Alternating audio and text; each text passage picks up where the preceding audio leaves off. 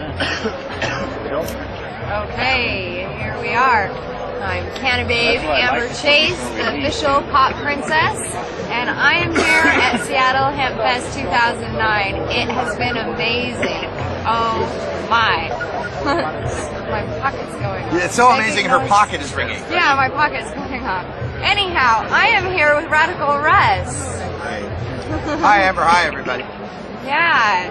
So, I would listen to your little comedy bit a little bit ago, and you were blowing me away with some statistics and some really radical good advice that people don't think of all the time.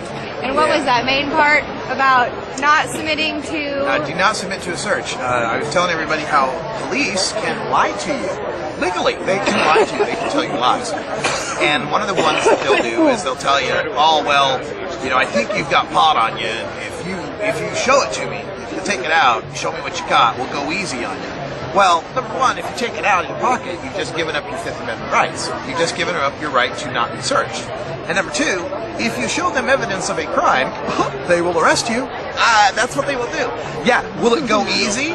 Yeah, it'll go easier for them because they don't have as much paperwork. The court case isn't as tough. So number one, never submit to a search. And that means not taking stuff out of your pockets, not doing as until you say, no, I'd rather not.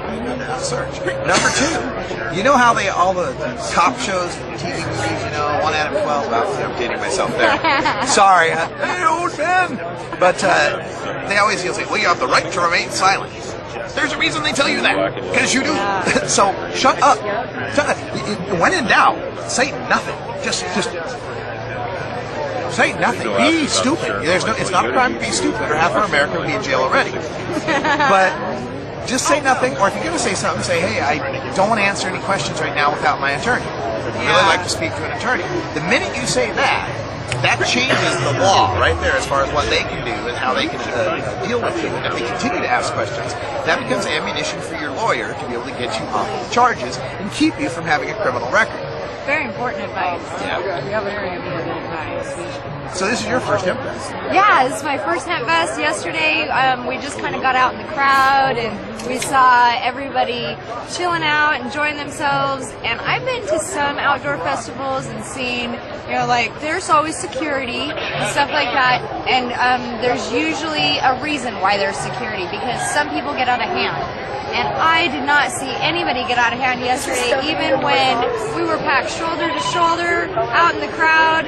Were you in that traffic jam? I was in the traffic jam. I tried to help people, encourage to move this way and that way. I got through it, and some people didn't.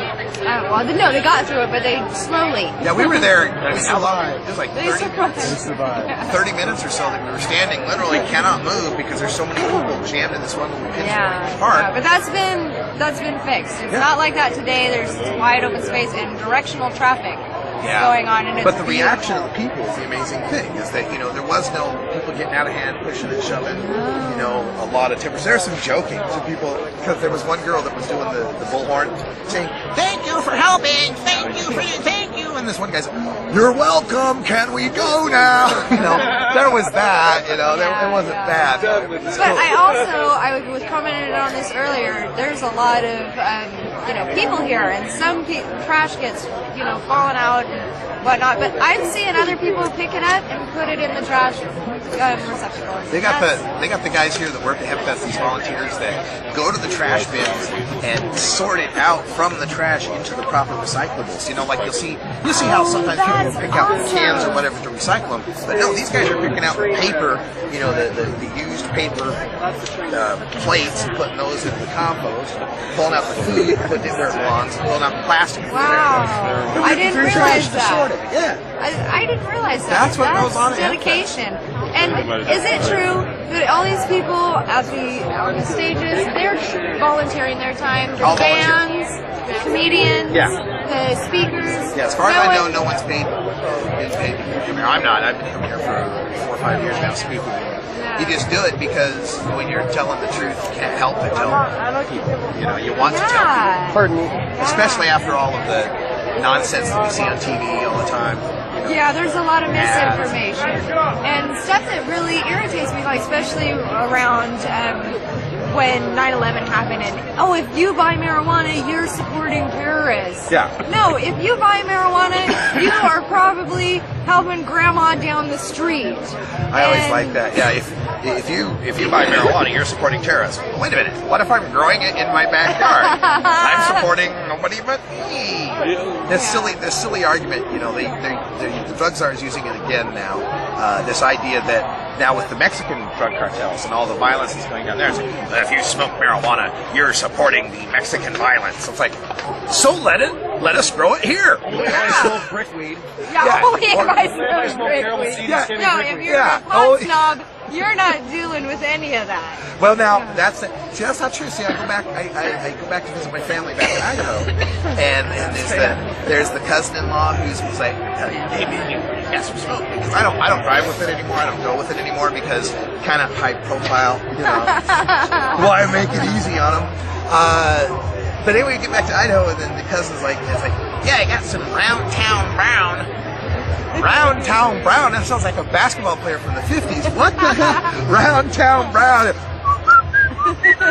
what the hell is that, right?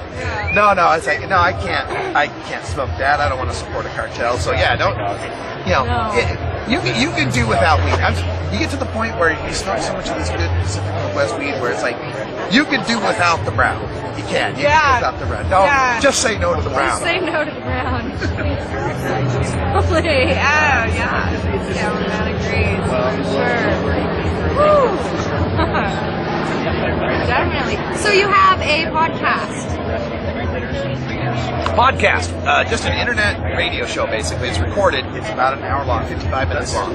You find it at stash.normal.org. Write that down. No wwws. Forget the W's. W is gone now. We're all glad W is gone. That's Stash.normal.org. And what it is a daily podcast. It's kind of like, I had one person explain that it was NPR for stoners. I'm like, well, okay, because I do the news, right? I tell you what the news stories are, but I also give you my opinion on them at the end of them. Like, if there's a news story that comes out that says, marijuana causes cancer, I'll come at the end and say, well, no, actually, the evidence says that Dr. Tashkin has shown no conclusive link between lung cancer, chronic obstructive pulmonary disease, or any type of head and neck cancers. In fact, regular marijuana smokers who smoke between 10 to 20 years regularly have a reduced risk of head and neck cancers compared to people who have never smoked at all. Never hear those on the headlines, do you? That's the kind of news you get at the Stash. And then we do interviews. We get people like you on. We get musicians, artists, a lot of politicians. I've interviewed Barney Frank and Representative Cohen out of Philadelphia. He's the one pushing the medical marijuana bill in Philly, and all sorts of people. So there's that kind of stuff. And we got a tune. We got a daily toke or two. We play some pop music, you know, from unheard of people, kind of podcast, underground, self-made sort of artists. Good stuff. But the good thing is we got this live talk show coming on too, Normal Show Live. This will be on Labor Day weekend is the debut. Saturday nights, 9 Eastern, 6 Pacific. You can go to live.normal.org. Again, no W's, just live.normal.org. And it's going to be a 2-hour talk radio show. You can call in, you can ask questions. We'll have live guests, we'll have interviews, music. But finally, a show for us. A show where we get to talk. It's not like you see those talking head shows where MSNBC, they'll have, now we're going to discuss medical marijuana with this one doctor who thinks it's good and 6 people who hate it. And some pit bulls, too. Yeah, some pit bulls. Barking in the background, intimidating one person, and then everybody overtalks him. And when the one guy who does support it is on, they'll put his head in the corner and then they'll run the B-roll of the scraggly faced guy smoking a joint. They'll have some sort of nasty B-roll in the background so let him have a serious point of view. Yes. That's real. over. That's what our show's about. Yeah. That's why we're having a Normal Show live at live.normal.org. Check it out on the web. It's internet radio. It's free. 2 hours. You can call in. Awesome. We'll have you on. We'll have the candidates on. Yeah. I'll bring all the candidates. All the candidates. Dear Diary, when I grow up, I want to talk and write about marijuana and sit next to candidates. Signed, Russ. I asked my high school guy. I'm so happy to hear that. My It'll make your dreams come true. I know. I asked my high school guidance counselor if there was a job like that. He said, no, you better be a teacher. Sorry, I found the job. But you're still spreading information. You're still educating people. It's a strange lot kind of of school teacher. teachers that smoke pot. I think it's like a Socrates thing, you know? I think that's one of the few jobs where they don't get piss tested yet.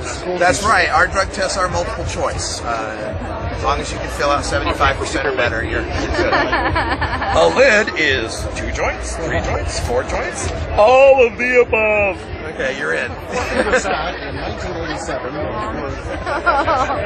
For your younger viewers, a lid is a measurement device, measurement standard that we used to use back then. That's awesome. I'm really glad that you took some time to talk with us and bullshit and Yeah. smoke out. That was awesome. My pleasure. And so, Portland, yeah. Portland, we're going to email each other. We get it all hooked up. You know. Yeah, we'll have little announcements on Counter Babes about his podcasts and radio shows and shit like that. And you guys are going to eat it up, and it'll be awesome. That's not family friendly. No. Peace out, everybody.